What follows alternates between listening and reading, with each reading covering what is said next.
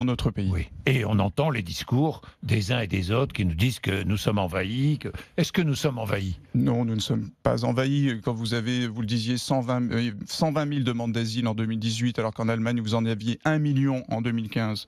Quand vous savez que la France, quand on prend par habitant, est le 13e pays en Europe pour l'accueil des demandeurs d'asile, nous ne sommes pas envahis. Mais nous sommes dans une situation d'interrogation et peut-être même de crise sociale, identitaire, en France, en Europe, aux États-Unis, partout dans le monde Partout, développé. aux Et États-Unis, donc, oui. dans ce contexte-là de désunion européenne, aussi d'incapacité des Européens à avoir des systèmes qui marchent, Oui. dans ce contexte-là, la question de l'asile, de l'immigration est évidemment extrêmement sensible. C'est pour ça qu'il faut y répondre en étant sûr de ses valeurs, parce que accueillir les persécutés, ça, on l'a au Oui. fond de nous-mêmes, Oui. et le faire de manière organisée et maîtrisée. Et ne pas accueillir tout le monde. On ne sûr peut pas que non. accueillir tout le monde. Et l'appel d'air, les affirmations entendues ça et là, nous disant que si l'on accueille trop, Ça, on vous envoie un message à toutes celles et ceux qui veulent quitter leur pays ou leur continent. C'est quelque chose que j'ai entendu sans cesse pendant Mais 6 oui. ans et je ne connais rien de plus faux.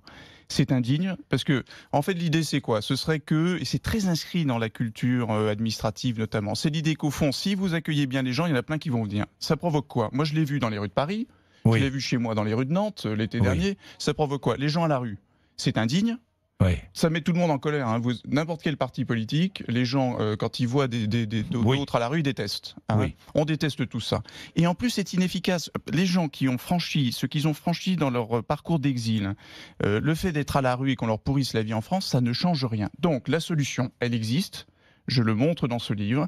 Quand vous prenez les gens en charge rapidement, vous les hébergez, simplement vous ne les laissez pas trader, vous statuez vite sur leur situation administrative. Évidemment. Oui. Vous en tirez les conséquences. Vous relevez du droit d'asile, vous êtes intégré. Vous ne relevez pas du droit d'asile, vous repartez.